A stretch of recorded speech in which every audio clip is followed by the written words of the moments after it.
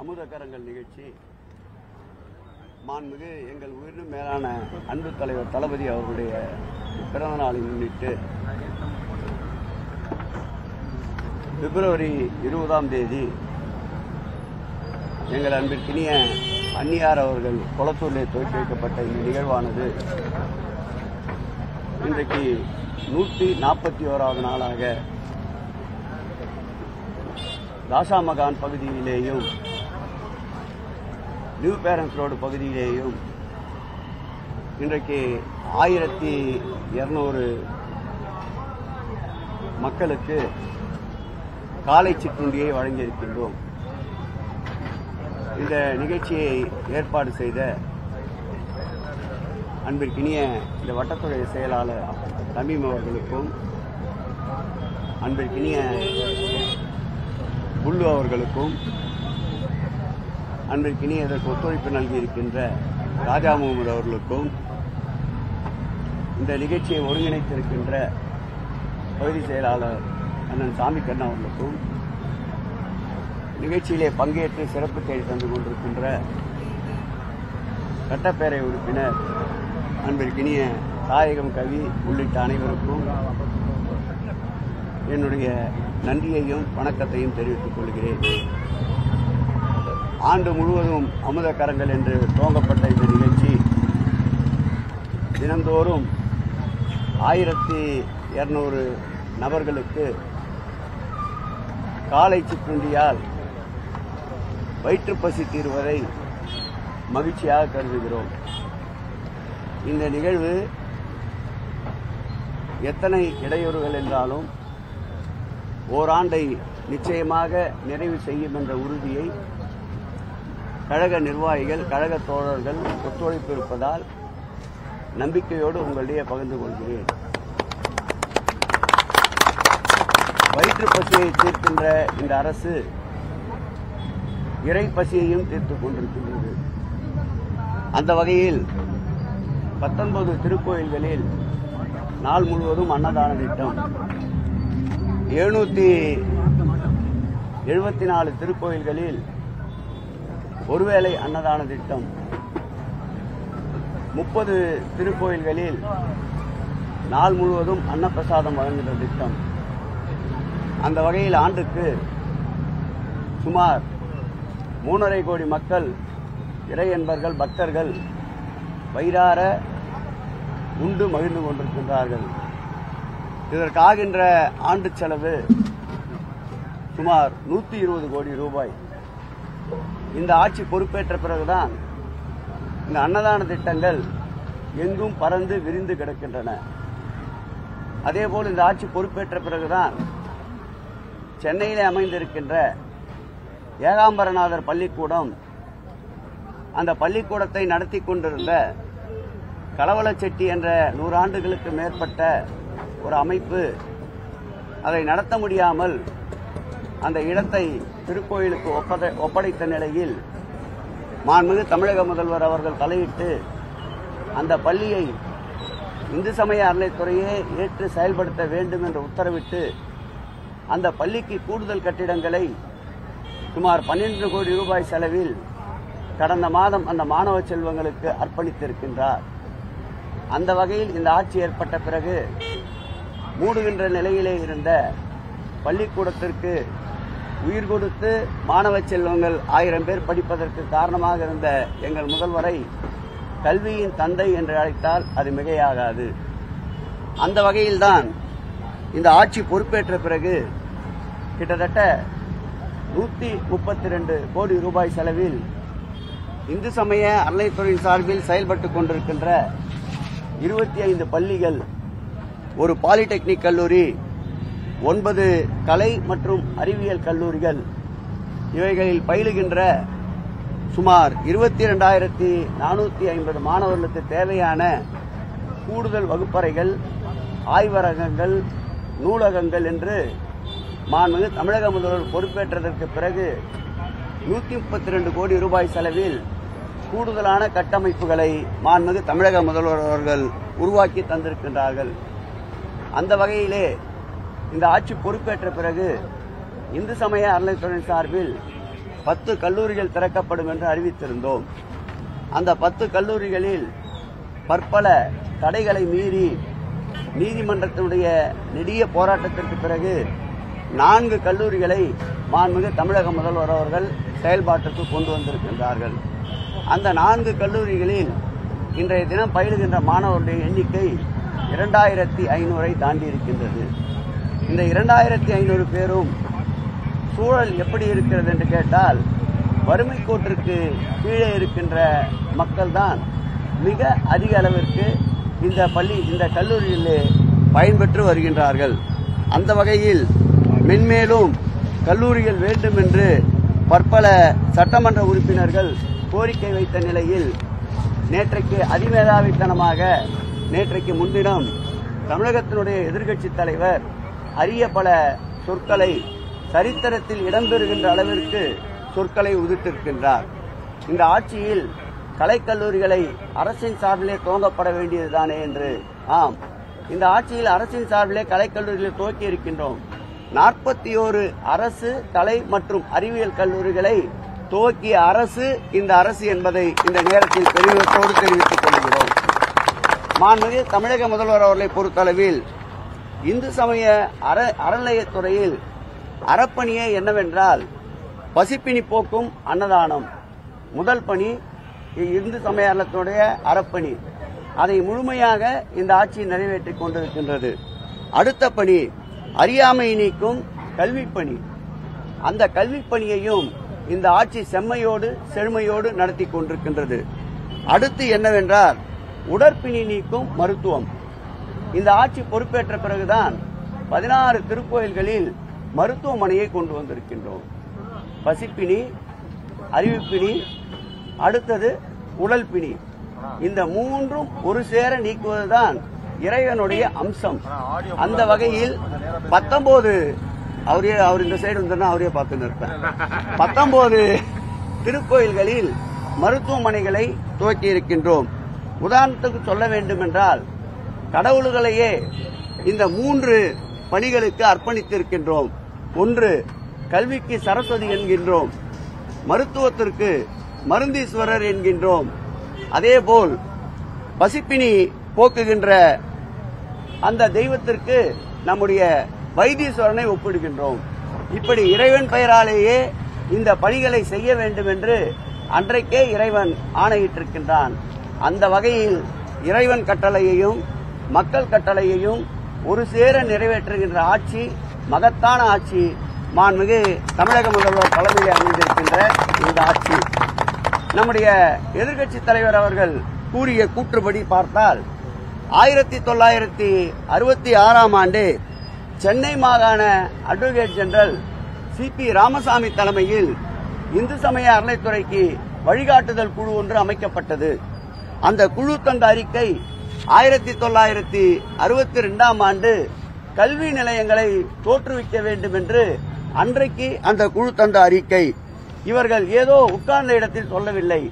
இவர்கள் இந்தியா முழுவதும் சுற்றுப்பயணம் மேற்கொண்டு இந்த அறிக்கையை அன்றைக்கு ஒப்படைத்திருக்கின்றார்கள்.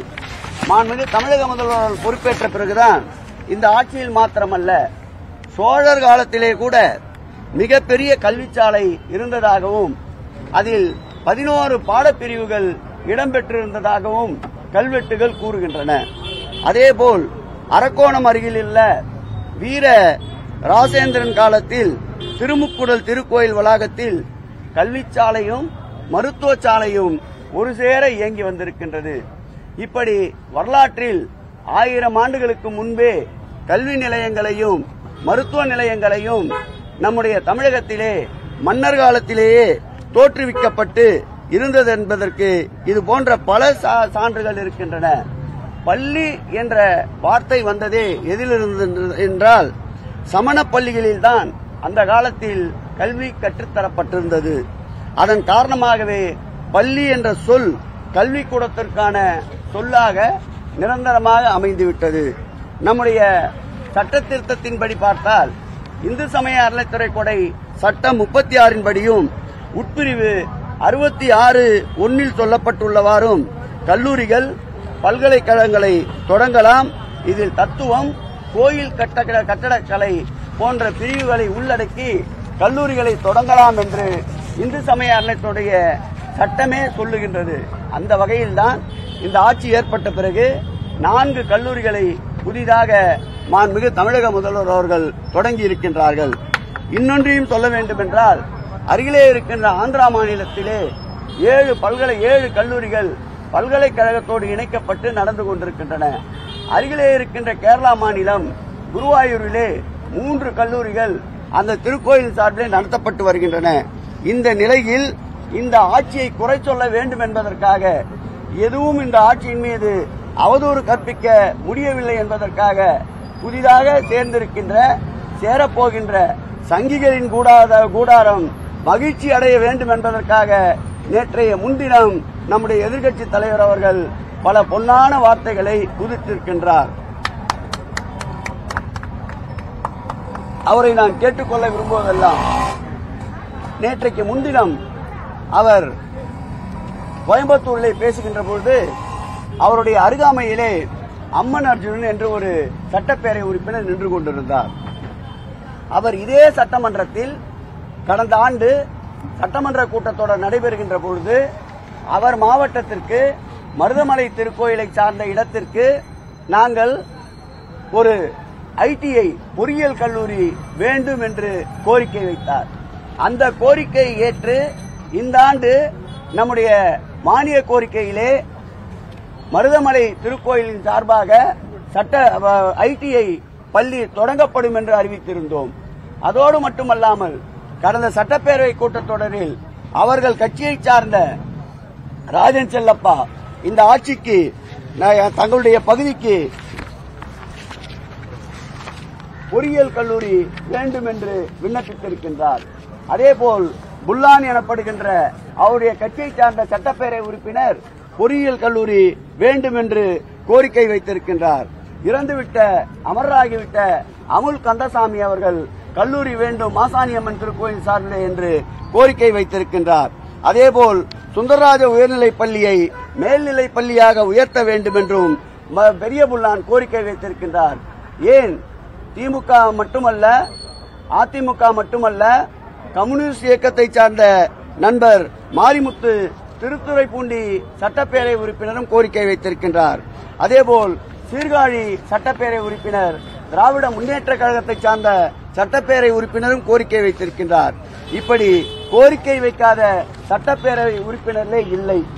இவை மாத்திரமல்ல, கடந்த ஆட்சி காலத்தில் நம்முடைய இன்றைக்கு கல்லூரிகள் எப்படி கோயில் நிதியிலே நடத்தலாம் என்று கேட்கின்ற எடப்பாடி பழனிசாமி அவர்களும் அவருடைய தலைவர் அன்பிற்கினிய முன்னாள் முதலமைச்சர் அம்மையார் அவர்கள் கூட இதே இடத்தில் 2014 அருள்மிகு பழனியாண்டவர் தொழில்நுட்ப கல்லூரி வளாகத்தில் சுமார் 10 கோடி மதிப்பில் கூடுதல் கட்டங்களை 1/3/2016 அன்று திறந்து வைத்திருக்கின்றார். அதேபோல் முன்னாள் முதலமைச்சர் அவர்கள் 1/3/2016 ஆண்டு பழனியாண்டவர் தொழில்நுட்ப கல்லூரி வளாகத்தில் வகுப்பறைகளை திறந்து வைத்திருக்கின்றார். அதேபோல் 1/3/16 அன்று திருக்கோயில் உள்ள கல்லூரி வளாகத்தில் பகுதி 3 வகுப்பறைகளை திறந்து வைத்திருக்கின்றார். இப்படி எண்ணற்ற திறப்பு விழாக்கள் பள்ளி கல்லூரிகளுக்காக அவர்கள் ஆட்சி காலத்திலேயே திறந்து வைக்கப்பட்டிருக்கின்றன. உதாரணத்திற்கு அன்றைக்கு அறநிலைத்துறை அமைச்சராக இருந்த PC ராமசாமி அவர்கள் சரியாக தேதி என்று சொல்ல வேண்டும் என்றால் 1/11/8/2005 அன்று சுமார் 10 லட்சம் ரூபாய் மதிப்பீட்டில் கூடுதல் கட்டடங்களை இந்து சமய அறநிலைத்துறை பூம்புகார் கல்லூரியிலே திறந்து வைத்திருக்கின்றார். அதேபோல் பூம்புகார் கல்லூரியிலே இன்னொரு கட்டிடத்தையும் அதே PC ராமசாமி அவர்கள் திறந்து வைத்திருக்கின்றார். இப்படி எண்ணற்ற பள்ளிக்கூட கட்டிடங்கள் அவர்கள் ஆட்சியிலே திறந்து வைக்கப்பட்டிருக்கின்றன, கல்லூரிகளிலே திறந்து வைக்கப்பட்டிருக்கின்றன.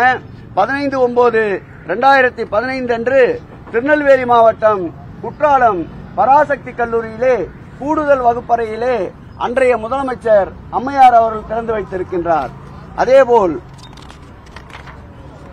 18/7/2016 அன்றைய முதலமைச்சர் அம்மையார் அவர்கள் திருநெல்வேலி மாவட்டம் பராசக்தி மகளிர் கல்லூரியிலே கூடுதல் வகுப்பறைகளை திறந்து வைத்திருக்கின்றார். இன்றைய முதல்வர் வாய்க்கிழிய பேசிய எடப்பாடி பழனிசாமி அவர்கள் இதே அவருடைய ஆட்சி காலத்தில் 8/3/2017 அன்று திண்டுக்கல் மாவட்டம் பழனி ஆண்டவர் மகளிர் கலை கல்லூரியில் சுமார் பள்ளிக்கூட துணை கட்டிடங்களை 11 கோடி ரூபாய் செலவில் திறந்து வைத்திருக்கின்றார். 2017ஆம் ஆண்டு கிட்டத்தட்ட 4 இடங்களில் இதுபோன்ற பணிகளை அவர் மேற்கொண்டு திறந்து வைத்திருக்கின்றார். சுமார் 95 லட்சம் ரூபாய் செலவில் 2018ஆம் ஆண்டு 15/4/2018ஆம் ஆண்டு கன்னியாகுமரி தேவி அருள்மிகு தேவி குமாரியம்மன் பள்ளிக்கூட வளாகத்திலே கல்லூரிகளை திறந்து வைத்திருக்கின்றார். இந்த ஆட்சி பொறுப்பேற்ற பிறகு 4 கல்லூரிகளை திறந்திருக்கின்றோம். ஆனால் கடந்த காலங்களில் 1962ஆம் ஆண்டு சிபி ராமசாமி அவர்கள் முதல் கல்லூரியை திறந்து வைத்திருக்கின்றார். அவரை தொடர்ந்து காமராஜர், அவரை தொடர்ந்து பக்தவச்சலம், அவரை தொடர்ந்து நினைவில் வாழும் முத்தமிழறிஞர் கலைஞர் போன்றோர் காலங்களில் எண்ணற்ற கல்லூரிகள் பள்ளிகள் திறந்து வைக்கப்பட்டிருக்கின்றன. 1963ஆம் ஆண்டு பழனி கல்லூரியை நம்முடைய பக்தவச்சலம் அவர்கள் முன்னாள் முதல்வர் திறந்து வைத்திருக்கின்றார். 1982ஆம் ஆண்டு அன்றைய முதல்வர் நினைவில் வாழும் புரட்சி நடிகர் அவர்கள் அன்றைக்கு முதலில் அரசின் சார்பில் நம்ம ஐடிஐ கல்லூரியை அன்றைக்கு திறந்து வைத்தார். அதன் பிறகு பெண்களுக்கென்று ஐடிஐ கல்லூரியை அவரே திறந்து வைக்கின்றார். இவையெல்லாம் ஒருங்கிணைந்து நம்முடைய முன்னாள் முதல்வர் அவர்கள் அம்மையார் அவர்கள் பழனி ஆண்டவர்களே மகளிர் கலைக்கல்லூரியை அவரே திறந்து வைத்திருக்கின்றார்.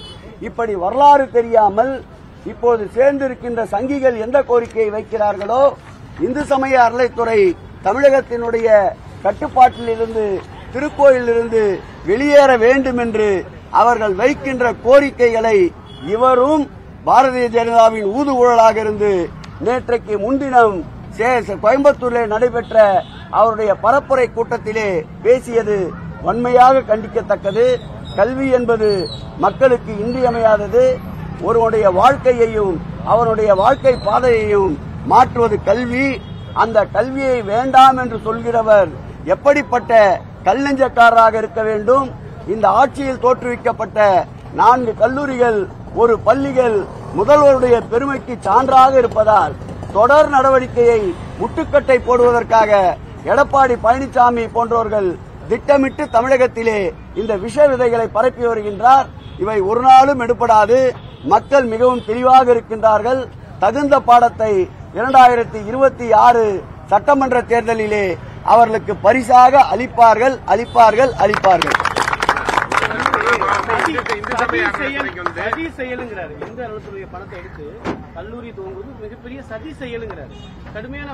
அவர் காலத்தில் அவர் இந்து சமய அறநிலைத்துறையினுடைய வருமானத்தை எடுத்து கல்லூரிக்கு கூடுதல் கட்டங்களை திறந்திருக்கின்றார். அவருடைய கட்சியின் நிறுவனர் புரட்சி நடிகர் அவர்கள் இந்து சமய அறநிலையத்துறை சார்பில் பொறியியல் கல்லூரியை திறந்திருக்கின்றார்.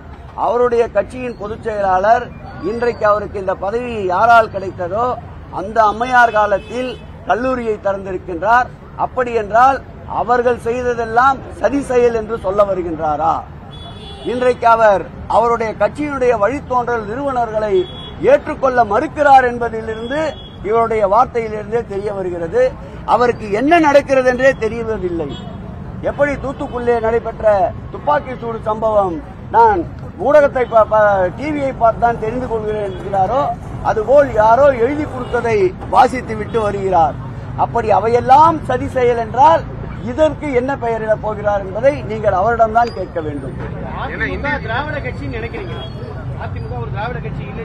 வைகோ விமர்சனம் பண்றாரு, கனிமொழி எப்படி விமர்சனம் பண்றாங்க? கொஞ்சம் கொஞ்சமாக பாரதிய ஜனதா என்ற மலைப்பாம்பு விழுங்கிக் கொண்டிருக்கின்ற சங்கிகள் கூட்டமாக அதிமுக மாறிக்கொண்டே இருக்கின்றது. காலத்தால் அந்த கட்சி கரைந்துவிடும். 2026க்கு பிறகு அந்த கட்சியை தேடுகின்ற ஒரு சூழல் தமிழ்நாட்டில் அமையும். இந்து சமய அறநிலைத்துறையிலிருந்து வரக்கூடிய வருவாயை நீங்க பள்ளி கல்லூரிக்கு செலவு பண்றீங்க, இது வந்து உங்க சட்டம் சொல்றது. ஆனா அவங்க என்ன சொல்றாங்கன்னா நீங்க வந்து இதை ஏன் கவர்மெண்ட் செய்யக்கூடாது அப்படின்றாங்க. கவர்மெண்ட் வந்து அரசு செய்ய வேண்டிய பணிகள் 41 கலைக்கல்லூரிகளை இந்த ஆட்சி ஏற்பட்ட பிறகு செய்திருக்கின்றோம். 1962ஆம் ஆண்டிலிருந்து இந்த கல்வி சார்ந்தது ஒரு அறப்பணி. இதற்கு இந்து சமய அறநிலையத்துறை சட்டம் 36 இடமளிக்கின்றது. திருக்கோயிலே வருகின்ற உபரி நிதியை பள்ளிகள், கல்லூரிகள், பாடசாலைகளை திறக்கலாம் என்று 1959ஆம் ஆண்டு இறுதி செய்யப்பட்ட இந்து சமய அறநிலையத்துறை கொடைகள் சட்டம் வழிவகுக்கிறது. ஆகவே சட்டத்தின்படிதான் இந்த கல்லூரிகளை துவக்கி இருக்கின்றோம். மகளிர் இல்லை இல்லை இல்லை இல்லை இல்லை இல்லை இல்லை. ஒரே ஒரு உதாரணம் சொல்லுகிறேன்.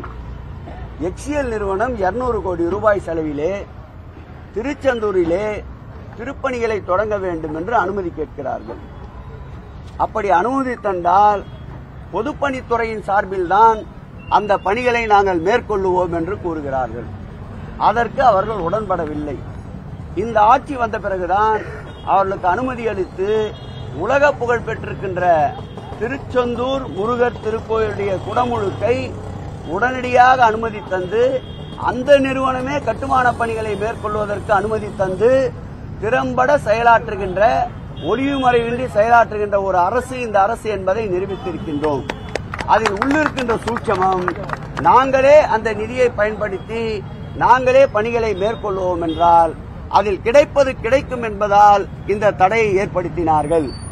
அவர்கள் திறந்து வைத்த அனைத்து கல்லூரிகளுடைய கூடுதல் வகுப்பறைகளும் இந்து சமய அறநிலையத்துறையினுடைய திருக்கோயில் வருமானத்தில்தான் என்பதை நான் அழுத்தம் திருத்தமாக பதிவு செய்ய கடமைப்பட்டிருக்கின்றேன். அவை எவையும் அரசினுடைய நிதி அல்ல. நான் 7ஆம் தேதி கூட நம்முடைய குற்றாலத்திலே இருக்கின்ற அருள்மிகு பராசக்தி அம்மன் திருக்கோயிலுக்கு நான் திருக்கோயில் சார்பில் நடைபெறுகின்ற கல்லூரிக்கு நேரடியாக ஆய்வுக்கு சென்றிருந்தேன்.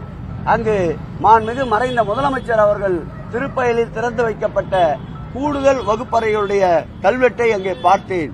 அவை முழுக்க முழுக்க குற்றாலநாதர் திருக்கோயிலுடைய திருக்கோயில் நிதியிலிருந்து கட்டப்பட்டு திறக்கப்பட்ட கூடுதல் கட்டிடங்கள் தான் என்பதை நான் ஆணித்தரமாக பதிவு செய்ய விரும்புகிறேன்.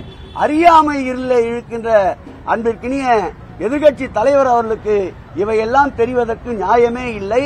அவரை ப்ரமோட் செய்வதற்காக வைத்துக் கொண்டிருக்கின்ற சங்கிகள் கூட்டம் எழுதி கொடுத்ததை அப்படியே வாசித்திருக்கின்றார். 210 தொகுதியில நாங்க வெல்வோம், திமுக கூட்டணிக்கு பயம் வந்துட்டதுன்னு கோவையில சொல்றாரு. அவர் வெல்வோம் என்றாரு, மக்கள் தேர்தல் வட்ட நாங்கள் கொள்வோம் என்று சொல்லிக் கொண்டிருக்கிறார்கள். 38 மாவட்டங்கள் நம்ம வந்து எத்தனை கேள்விதான் கேட்பீங்க? வல்லக்கோட்டை முருகன் கோயில் விவகாரத்துல கல்விக்காக பண்ணிட்டு இருக்கும்போது அதான் சொல்றேன் நான். இது வந்து கூடுதலாக வந்து இந்த காலேஜ் உருவாக்கலாம். இந்த விவகாரத்துல என்ன நடந்துச்சு? அவங்க வந்து மறுபடியும் விமர்சனம் பண்றாரு. என்னன்னா நாங்க வந்து வன்கொடுமை நடக்கல, பெண் கொடுமையே நடந்திருக்குங்கிறாரு. என்ன நடந்துச்சு? கம்யூனிஸ்ட் முன்னாள் ஆளுநர் அங்க என்ன நடந்தது அவர் நிறுவனத்துக்குத்தான் தெரியும். என்னை பொறுத்தளவில் தெய்வத்தின் சன்னிதானத்தில் நடந்த ஒரு நிகழ்ச்சி. இது குறித்து செல்வப்பெருந்தகையோடு பேசிவிட்டேன். அவரும் இந்த நிகழ்வுக்கு முற்றுப்புள்ளி என்று சொல்லிவிட்டார்கள். ஆகவே நடந்ததை மறப்போம், இனி நடப்பதை நினைப்போம். நடந்தவை நடந்தவைகளாக இருக்கட்டும், இனி நடப்பவை நல்லவைகளாக இருக்கட்டும். 30-40 பேர் ஒரே நேரத்துல போகும்போது அவங்களை அனுமதிக்க முடியல, இதுதான் காரணம். ஆனா இது அரசியலாக்கப்பட்டதுங்கிற குற்றச்சாட்டு இருக்கு. ஒரு பொதுவெளிக்கு இது போன்ற பிரச்சனைகள் வந்துவிட்டால் பல யுகங்கள் அடிப்படையில் பல கருத்துக்களை சொல்லுவார்கள். இது கடந்து சென்று விட்ட நிகழ்வு. இது போன்ற சிறிய பிரச்சனைகள் கூட இனி வருகின்ற குடமுழுக்குகளில் நடக்காமல் பார்த்துக் கொள்வது துறையினுடைய கடமை. ஆகவே இனி வருகின்ற காலங்களில் இது போன்ற சிறிய சம்பவங்கள் கூட நடைபெறாமல் பார்த்துக் கொள்வோம். நான் கூட அந்த திருக்கோயிலுக்கு 2 நாட்களுக்கு முன்பு மருந்து சாத்துவதற்கு சென்று வந்தேன். அப்பொழுது கூட நீதியரசர்கள் வந்திருந்தார்கள். முறையாக எங்களை அழைத்துக் கொண்டுதான் சென்று பார்வையிட்டோம். நான் திருச்செந்தூருடைய குடமுழுக்கு இல்லை என்றால் அந்த குடமுழுக்கில் தான் பங்கேற்றிருப்பேன். இனி வருகின்ற காலகட்டங்களில் இது போன்ற சிறு நிகழ்வு கூட நடக்காத வண்ணம் பார்த்துக் கொள்ளுவோம். அறநிலைத்துறை சார்பாக அடிப்படை வசதி அடிப்படை வசதியோட பல கோயில் இல்லன்னு ஒரு பக்கம் குற்றச்சாட்டு நடவடிக்கை எடுத்துட்டு இருக்காங்க. நடவடிக்கை எடுத்துட்டு இருக்கீங்க. நம்மளை பொறுத்த வரைக்கும் என்னன்னா, நீங்க அந்த கோயில்கள் சார்பாக அதிகமான வருவாய் ஈட்டக்கூடிய கோயில்கள் இருக்கக்கூடிய பகுதியிலே ஆகட்டும், அதுல வச்சு நீங்க கண்டிப்பா கல்வித்துறை இது கொண்டு வரீங்க. பின்தங்கிய இடங்கள்லயும் கல்வி ஆரம்பிக்கலாமே, அதாவது கல்வி கூடங்கள் ஆரம்பிக்கலாம்ல. நிச்சயமாக அதுதான் தேவாரம், திருவாசகம் 12 முறை ஓதுகின்ற அர்ச்சகர்கள், இசைப்பயிற்சி பள்ளி போன்றவைகளும் துறையின் சார்பிலே நடத்தி கொண்டிருக்கின்றோம். மூத்தோர் குடியிருப்புகள், பராமரிப்பு இல்லாத குழந்தைகளுக்குடைய பாதுகாப்பு இல்லங்கள் போன்றவையும் நிறைவேற்றி கொண்டிருக்கின்றோம். கூடுதலாக ஒரு சில பகுதிகளில் வருமானம் இல்லாத பகுதிகளில் கல்விக்கும் மற்றும் பள்ளிகளுக்கும் தேவைப்படுகின்ற நிதிகளை அதிக வருவாயுள்ள திருக்கோயிலிடமிருந்து கடனாகவோ பெற்று அந்த பகுதிகளிலும் பள்ளிக்கூடங்களை ஏற்படுத்தி வருகிறோம். ஒரே ஒரு சின்ன உதாரணம், கடந்த காலங்களில் துவங்கப்பட்ட கல்லூரிகளில் இடங்களை தேர்வு செய்து பாருங்கள். கன்னியாகுமரி ரிமோட் ஏரியா, அங்கே படிப்பதற்கு வசதி இல்லாத ஒரு சூழல், அந்த பகுதியில்தான் பெண்களுக்குண்டான கலைக்கல்லூரியை துவங்குகிறார்கள். பூம்புகார் திருவெங்காடு திருக்கோயிலுக்கு சொந்தமான இடத்தில், அந்த இடத்தில் பூம்புகார் பகுதியிலே கலைக்கல்லூரி தொடங்குகிறார்கள். குற்றாலம் திருநெல்வேலியிலே பெண்களுக்கு அதிகமான வாய்ப்புகள் வேண்டும் என்பதற்காக பராசக்தி கல்லூரியை அன்றைக்கு துவங்குகிறார்கள். இந்த கல்லூரிகளுடைய நோக்கத்தை பார்த்தால் அன்றைக்கே பெண்களின் உயர்வுக்காக பாரதியார், பாரதிதாசன் கண்ட கனவுகளை நம்முடைய முன்னோர்கள் ஆட்சி செய்த காலத்திலேயே திராவிட இயக்கத்தினுடைய தந்தைகளாக விளங்கிய கற்பிட்டி தியாகராஜர் போன்றவர்கள் அந்த காலங்களிலேயே இந்த பள்ளி கல்லூரிகளுக்கு முக்கியத்துவம் அளித்திருக்கின்றார்கள். ஆகவே இப்படிப்பட்ட ஒரு நல்ல சூழலை உருவாக்குகின்ற இந்த கல்வி நிலையங்கள் மீது அவதூறு கற்பிக்கின்ற எடப்பாடியார் அவர்களுக்கு நிச்சயமாக 2026 சட்டமன்ற தேர்தல் பதில் சொல்லும். நீங்க 2 பேர் தான் ரொம்ப ரோல் பண்றீங்க. திருச்செந்தூர் நன்னிராட்டு விழாவில் நான் பங்கேற்க விருப்பப்பட்டேன். ஆனா சேகரிகள் கெடுபிடிக்கும் விளம்பரம் அதிகமாக வள்ளக்கோட்டை போல சொல்லிட்டு உங்க மீது வந்து தமிழிசை வந்து விமர்சனம் வச்சிருக்காங்க. தமிழிசை நேர்ல பார்க்கும்போது நல்லா பேசுறாங்கப்பா. மண்டைக்காரில் இருந்தப்ப கூட என்கிட்ட குடமுள்ள கலந்துனாங்க. அண்ணா அற்புதமான ஏற்பாடுனா நல்லா பண்ணியிருக்கீங்கன்னாங்க. பெரிய கலவரம் வரா மாதிரி இருந்ததுன்னா நல்லா பேசி செட்டில் பண்ணி நல்லா பண்ணியிருக்கீங்கன்றாங்க. அதே மாதிரி காரைக்காலில் பாண்டிச்சேரியில் ஒரு முறை பார்க்குற சந்தர்ப்பம் வச்சு சிறப்பான ஏற்பாடுனா நல்லா பண்ணியிருக்கீங்கன்றாங்க. நேரில் பார்க்கும்போது ஒரு பேச்சு, முகத்துக்கு முகம் பார்க்கின்ற ஒரு பேச்சு, முதுகிற்கு பின்னால் ஒரு பேச்சு பேசுகிற பழக்கம் திராவிட முன்னேற்ற கழகத்திற்கு இல்லை.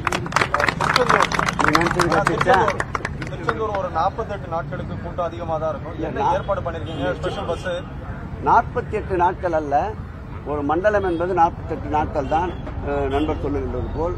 ஆனால் 30 நாட்கள் தான் மண்டல பூஜை இருக்கும். 30 நாட்கள் கடந்தவுடன் விசேஷ காலங்கள் ஆரம்பித்து விடுகிறது. ஆகவே இந்த 30 நாட்களுக்கும் குறிப்பாக விடுமுறை நாட்கள் என்று கருதப்படுகின்ற வெள்ளி, சனி, ஞாயிறு குறைந்த அளவிற்கு எடுத்துக்கொண்டாலும் கூட 2500 காவலர்களை பாதுகாப்பு பணியில் ஈடுபடுத்துகின்றோம். 24/7 சேருகின்ற குப்பைகளை அகற்றுவதற்கு அந்த துறையினுடைய அதிகாரி மதுசூதன் ரெட்டி களத்திலே நின்று கொண்டிருக்கின்றார். அந்த மாவட்டத்துடைய ஆட்சியாளர் பகவத் அவர்கள் முழு நேரமும் இந்த பணியை மேற்கொண்டிருக்கின்றார். மாவட்ட கண்காணிப்பாளர் ஜான் அவர்களும் இந்த பணியிலே முழுமையாக ஈடுபடுத்திக் கொண்டிருக்கின்றார். 3 நாளைக்கு ஒரு முறை 4 இணை ஆணையர்கள் தலைமையிலே அந்த திருக்கோயிலுக்கு தொடர்ந்து இந்த 30 நாட்களுக்கு பணியை நியமித்திருக்கின்றோம். வருகின்ற ஜேசிக்கள் அவர்கள் மாத்திரமல்லாமல் அவர்களுடைய டீம் ஒரு 15-20 பேரை உடன் அழைத்துக் கொண்டு வருகின்றார்கள்.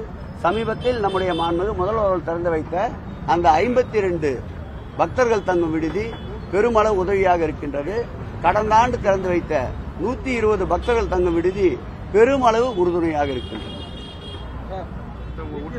கருத்துக்கு இதுவரைக்கும் பதில் கிடைக்கலாம். அரசு கல்லூரிகள் கட்டுவதற்கு அரசாங்கத்திடம் பணம் இருக்கிறதா இல்லை என்பது வெளிப்படையா 41 கல்லூரிகளை இந்த ஆட்சி ஏற்பட்ட பிறகு துவங்கி இருக்கின்றோம் என்று ஆணி அடித்தார் போல், நெத்தியிலே அடித்தார் போல் சொல்லியிருக்கின்றோம். புரிந்தவர்களை புரிய வைக்க முடியும், புரிந்தும் புரியாதது போல் நடித்தவர்களை புரிய வைக்க முடியாது. அவர் அரசியல் களத்திலே இருக்கின்றாரா அல்லது யாராவது எழுதி கொடுப்பதை படிக்கின்ற இடத்தில் இருக்கின்றாரா? எப்படி அவரை புரிய வைப்பது? வேண்டும் என்று தூங்குபவர்களை எழுப்பி விடலாம், தூங்குவதை போல் நடிப்பவர்களை தூக்கத்திலிருந்து எழுப்ப முடியாது. வேற ஏதாவது கேள்வி இடம் சூடா கூட சொல்றேன். அது கூடி கலைகின்ற கூட்டம். திராவிட முன்னேற்ற கழக தலைவர் செல்லுகின்ற இடங்கள்லாம் கூடுகின்ற கூட்டம் கொள்கை கூட்டம். அது கூடி கலைகின்ற கூட்டம். இது கொள்கை கூட்டம். உங்களோட பயணிச்சிட்டு இருந்தாரு மத்திய நாடாளுமன்ற உறுப்பினர். இருக்காரு, எங்களோட தான் இருக்காரு. அப்ப ஒண்ணு இல்ல, அவங்களுடைய அண்ணன் தம்பி பிரச்சனை வந்து முதல்ல வந்து திடீர்னு பூகாமரமாச்சு. அதை வச்சு எல்லாம் சமூக வலைதளங்களை பேசிட்டு அடுத்தவங்க வீட்டு கதவை திறந்து பார்க்க கூடாது, அடுத்தவங்க ஜன்னலை எட்டி பார்க்க கூடாது. அது நாகரிகமா இருக்காது, நாகரிகமா இருக்காது. இல்ல இப்ப அந்த 2 நாள் தேர்தல் பிரச்சாரத்துல பொதுமக்கள் மிகப்பெரிய வரவேற்பு இருக்கு. அந்த திமுக ஆட்சி விரைவில் அகற்றப்படும் சொல்லி இன்னைக்கு அறிக்கை கொடுத்திருக்காரு எடப்பாடி பழனிசாமி. அவர் அதான் நாங்க சொல்ல முடியும் சொல்லுவாரு. நாங்க ஆட்சிக்கு வர மாட்டோம் சொல்ல முடியும். இப்ப அண்ணாமலை தனித்து விடப்பட்டு அவர் வேற நான் வந்து தனி மனுஷன் அப்படின்றாரு. இது அண்ணாமலை இல்லாதனால உங்களுக்கு அது அவங்களோட கட்சி தலைவர் தான் முடிவு பண்ணாங்க. ஏங்க அந்த அண்ணாமலையையும் 2 முறை இந்த இயக்கம் அன்னை கவ வைத்திருக்கின்றது. அவர் தலைமையிலே இருந்தபோதுதான் பாண்டிச்சேரி உட்பட 40-40ஐயும் வென்று காட்டிய தலைவர் எங்களுடைய தலைவர். ஒரு அண்ணாமலை இல்லை, ஒரு எடப்பாடி பழனிசாமி அல்ல, 100 அண்ணாமலைகள் 100 எடப்பாடி பழனிசாமிகள் வந்தாலும் இந்த இயக்கம் கட்டுக்குலையாத கட்டமைப்பு வலுவாக இருக்கின்ற இயக்கம். இந்த இயக்கத்தை ஆட்டி பார்க்கவோ அசைத்து பார்க்கவோ இனி ஒருவர் பிறந்துதான் வர வேண்டும்.